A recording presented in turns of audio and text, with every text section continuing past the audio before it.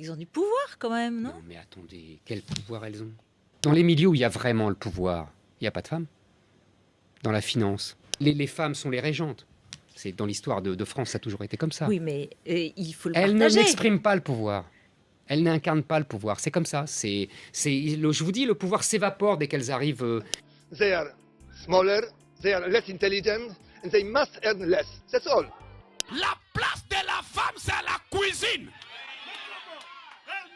Fâchez-vous comme vous voulez, je m'en fous.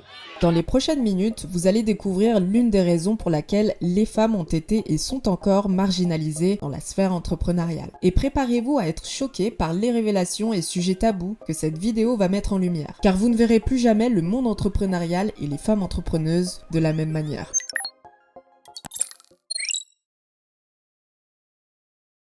Pour comprendre l'une des raisons pour laquelle les femmes ont été mises de côté dans l'entrepreneuriat, il faut remonter dans l'histoire et analyser les racines de notre civilisation. Remontons donc à la préhistoire. Notre société a longtemps pensé que les femmes à cette période n'avaient que pour rôle celui de veiller aux enfants et de faire de petites tâches qui ne sollicitaient pas de force physique trop importante, telles que la cueillette par exemple. Mais suite à de nombreuses découvertes, on finira par découvrir que dans ces sociétés du Paléolithique, les femmes avaient un rôle tout autant essentiel à celui des hommes, car jusqu'à présent, aucune preuve tangible, archéologie, n'exclut leur participation à toutes les tâches comme par exemple la confection d'outils, d'armes ou de parures, incluant la taille de la pierre, la construction des habitats, la collecte, le traitement du gibier incluant le dépeçage, mais aussi la participation à la chasse, non seulement aux petits, mais également aux grands mammifères. Et d'ailleurs, l'étude des squelettes néandertaliens de sexe féminin montre souvent un bras avec une attache musculaire comparable à celle des hommes. Autrement dit, les femmes, elles aussi, pouvaient effectuer des activités nécessitant une certaine force musculaire. Mais du coup, comment en est-on arrivé à cette disparité ? À cette envie de séparation, et surtout à ce raccourci qui est de dire que les femmes, depuis la nuit des temps, n'avaient pas les mêmes capacités de force, puis par la suite les mêmes capacités intellectuelles. Eh bien, continuons notre analyse. Le Paléolithique est une période où la condition des hommes était proche de la condition animale. Ils devaient sans cesse faire face à l'hostilité de la nature, incluant des prédateurs, des conditions climatiques parfois extrêmes, etc. À la suite du Paléolithique arrive le Mésolithique, où les hommes font face à un brusque réchauffement climatique qui conduit à une remontée du niveau de la mer et qui conduit à des migrations et surtout une nécessité encore plus forte d'adaptabilité des hommes dans leur milieu. Et c'est là qu'entre en jeu le Néolithique, qui débute au 9e millénaire avant Jésus-Christ. Cette période confirme la nécessité de l'homme à vivre en groupe de façon organisée et sédentarisée qui se manifeste par l'établissement permanent dans un habitat qui est occupé en continu et qui deviendra leur maison. À l'opposé donc du nomadisme ou du semi-nomadisme migratoire qui dans les périodes antérieures les amenait à vivre un peu partout et nulle part à la fois. En bref, les hommes préfèrent s'éloigner du monde hostile de la nature en adoptant un mode de vie en groupe afin d'unir leurs forces et ils créent de ce fait de petits villages mais surtout des aménagements comme par exemple pour faciliter l'accès à la nourriture avec l'apparition de l'agriculture ou encore de l'élevage. Mais très vite arrive la question d'organisation ou comment organiser un monde qui permet à chaque être humain de ne pas s'entretuer par exemple. C'est donc là qu'entre en jeu la notion de société. Prenons une minute pour analyser le mot société mais surtout son but. C'est nécessairement par son appartenance à une société que l'homme devient un être civilisé, sociable, moral et véritablement humain. Ainsi donc, les hommes finiront par créer une société sur la base d'un contrat social pour sortir de l'animalité. Et relevons ce mot, contrat. On part donc du constat que s'il y a un contrat, il y a donc des règles à respecter. Continuons notre analyse dans l'histoire et commençons par un exemple de contrat qui a pu être établi par la société athénienne. Athènes décidera en établissant les règles de sa société que seuls 10% des habitants avaient la qualité de citoyens. Ces 10%, on les appelait les hommes libres. Et parmi les exclus, les esclaves, les métèques, c'est-à-dire les étrangers, mais aussi les femmes qui, elles, n'avaient pas le droit de vote, de posséder des biens en leur nom propre ou encore de jouer un rôle actif dans la politique. Leur rôle était principalement définis par leur mariage et leur rôle de mère. Dans la Grèce antique, on retrouve beaucoup de similitudes avec la période athénienne puisque les femmes étaient largement confinées à la sphère domestique. Leur rôle principal était de s'occuper de la maison, de la famille et des enfants. Elles avaient peu de droits légaux et n'étaient pas autorisées à participer elles aussi à la vie publique ou de s'engager dans des activités politiques. Dans l'Égypte antique, l'éducation était largement réservée aux hommes. Autre exemple de ces civilisations anciennes, les normes vestimentaires qui étaient strictes en fonction fonction du genre. Par exemple, en Grèce, les hommes portaient des tuniques, tandis que les femmes portaient des chitons. Il y avait cet aspect de différenciation qui était clair, et les vêtements étaient conçus pour mettre en valeur la virilité ou la féminité, et leur port était réglementé par la société. En ce qui concerne la religion, dans certaines civilisations, seuls les hommes étaient autorisés à participer à certains rituels religieux importants. Ces exemples illustrent la rigidité des normes de genre dans les civilisations anciennes, où les rôles et les droits des hommes et des femmes étaient souvent sévèrement différenciés. Le fait de vivre en groupe pour être plus fort face à l'adversité et l'hostilité de la nature, c'est bien, mais maintenant, qu'en est-il de l'effet de groupe? Car si l'ennemi commun n'est plus la nature et son hostilité, que nous sommes contre nous, êtres humains, qui est-il?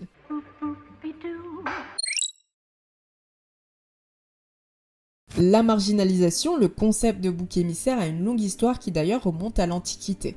La définition est simple. Il se réfère à la pratique de désigner une personne ou un groupe comme responsable de problèmes ou de maux collectifs souvent injustement. Cette notion a été largement explorée et analysée par de nombreux écrivains et philosophes à travers les âges, offrant des perspectives fascinantes sur la psychologie collective et les dynamiques sociales. Parmi eux, notamment, l'un des penseurs les plus influents sur le sujet du bouc émissaire, qui est le philosophe français René Girard. Dans son ouvrage La violence et le sacré, Girard explore comment les sociétés anciennes utilisaient des rituels de sacrifice pour apaiser les tensions et les rivalités sociales. Il soutient que le bouc émissaire est une réponse à la violence mimétique où les individus imitent les désirs et les comportements les uns des autres, conduisant à des conflits. Le bouc émissaire devient alors la cible de cette violence collective pour restaurer l'ordre social. À partir du moment où le conflit s'intensifie... Oui, il y a violence là. C'est ça. Il y a violence, devient violence. La violence elle-même est tout entière mimétique, est un phénomène de double et porte sur l'antagoniste. À partir de ce moment-là, il devient cumulatif et très rapidement, le mimétisme doit rassembler la communauté entière contre une victime, au fond, aléatoire. L'écrivain américain Arthur Miller a exploré la création d'un bouc émissaire dans son célèbre drame Les sorcières de Salem. Basé sur des événements réels qui se sont déroulés entre 1692 et 1693 dans plusieurs villages d'Amérique du Nord. La pièce, elle, met en lumière comment la peur, l'hystérie collective et les intérêts personnels ont conduit à la désignation de bouc émissaire, en l'occurrence ici des femmes accusées de sorcellerie. En tout état de cause, la création d'un bouc émissaire reste un thème qui révèle la fragilité de la psyché collective humaine et qui met en évidence comment la peur, la désinformation et le besoin de trouver un coupable, que ce soit une femme ou des personnes considérées comme minoritaires, peuvent conduire à des injustices graves. Et comment dire, concernant les femmes, les histoires sont allées bon train afin d'en faire un véritable fardeau. Que ce soit les menstruations, l'hypersexualisation, les différences d'éducation car tenues à l'écart pendant de longues années, le fait qu'elles soient trop dépendantes, trop indépendantes, en a fait un raccourci plutôt simple qui est de dire que ça ressemble à une campagne marketing créée depuis l'Antiquité qui a très bien vieilli, où le slogan s'intitule « Les femmes dérangent, elles sont bêtes et sales ». Au XIXe siècle, les mouvements féministes émergent de plus en plus, plaidant pour l'égalité des sexes, le droit de vote et l'accès à l'éducation. Ces mouvements ont été des étapes cruciales, en revanche ce n'est absolument pas ce qui va faire bouger d'un cil les choses à ce sujet, mais tout autre chose. Au XXe siècle, les deux guerres mondiales ont forcé les sociétés à repenser les rôles de genre, car les femmes ont été appelées à travailler dans des emplois traditionnellement masculins. En effet, pendant la Première Guerre mondiale, les femmes ont joué un rôle essentiel en participant activement à l'effort de guerre. Elles ont en grande majorité pris la place des hommes partis sur le front et ont assumé des responsabilités variées, telles que devenir postière, conductrice de tramway ou encore travailler dans les usines, par exemple. Et ce qui est intéressant dans tout ça, c'est de constater qu'il a fallu une période de guerre pour commencer à normaliser l'idée que les femmes pouvaient elles aussi travailler dans des domaines où les hommes y étaient déjà. Et ce phénomène ne s'est pas uniquement produit en France, mais dans la plupart des pays ayant connu une guerre, où les femmes avaient dorénavant une double casquette, celle de maintenir l'équilibre du foyer, mais aussi celui de participer à l'effort de guerre en travaillant pendant que les hommes étaient au front. Il aura donc fallu une période extrême qu'est la guerre pour revoir les bases de ce fameux contrat. Suite à l'expérience de guerre, nos sociétés plus récentes ont su faire preuve d'initiative afin de maintenir l'ordre précédemment établi en place. Sans grande surprise, l'éducation a joué un rôle crucial dans l'entretien de ce schéma de pensée. Et au fil des décennies, si l'on doit grossir les traits, la société a associé le rose à la féminité et le bleu à la masculinité, créant ainsi des attentes et des rôles de genre préconçus. Dans son TEDx au sujet de l'ambition féminine, Nathalie Loiseau retrace cette idéologie et le résume très clairement. Et les petits garçons, on va leur donner à lire des histoires de chevaliers, de cow-boys, de corsaires, tout ce qui vous donne envie de partir à la conquête du monde. Pendant ce temps-là, les petites filles, on va leur donner à lire des histoires de princesses. Il y a certes le contexte familial qui a reproduit de façon mimétique des habitudes anciennes, mais aussi les grandes institutions telles que l'école, les politiques, Non mais calmez-vous madame, ça va bien se passer. les médias qui ont longtemps entretenu des discriminations à l'égard des femmes dans de nombreux domaines et qui logiquement, par souci d'ancrage, se sont retrouvés dans la sphère professionnelle et entrepreneuriale. Dans nos générations plus récentes, environ 30% des entrepreneurs sont des entrepreneuses. Car encore aujourd'hui, de nombreuses femmes se laissent convaincre par les croyances limitantes de la société. Et malgré leur parcours scolaire exemplaire, elles choisissent en grande majorité de ne pas se diriger vers une voie entrepreneuriale. Les filles sortent triomphantes du système scolaire. 60% des diplômés de master en Europe et en France sont des femmes. Quand on a toujours eu des bonnes notes, quand on a toujours été la première, parce qu'on respectait les consignes, qu'on s'appliquait, qu'on était dans notre zone de confort, l'idée, la simple idée d'essuyer un refus, de rencontrer un échec, de prendre une gifle, de faire face à un obstacle, nous est tout simplement insupportable. Et ça, mesdames, je suis désolée, c'est de l'orgueil. Ça n'a rien à voir avec la modestie. Pourtant, quand est-ce qu'on apprend le plus de choses? C'est en faisant face à un échec. Quand est-ce qu'on grandit le mieux? C'est en surmontant un obstacle, c'est en s'exposant, c'est allant vers ce qu'on ne connaît pas, que l'on se découvre en découvrant le monde. Et lorsque l'on regarde de plus près les chiffres de l'INSEE entre 2010 et 2018, au sujet du nombre de créations d'entreprises en fonction du genre, les graphiques parlent d'eux-mêmes. Surtout lorsqu'il s'agit de la création de sociétés, il y a un gros gap.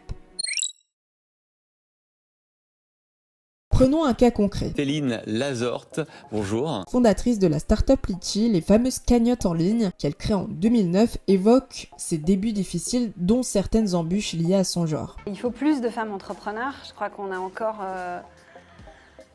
malheureusement notre éducation, la société nous encourage pas à être des femmes libérées, des femmes qui entreprennent, des femmes qui ont envie de saisir leurs rêves. Pourtant, c'est la plus belle des aventures d'entreprendre.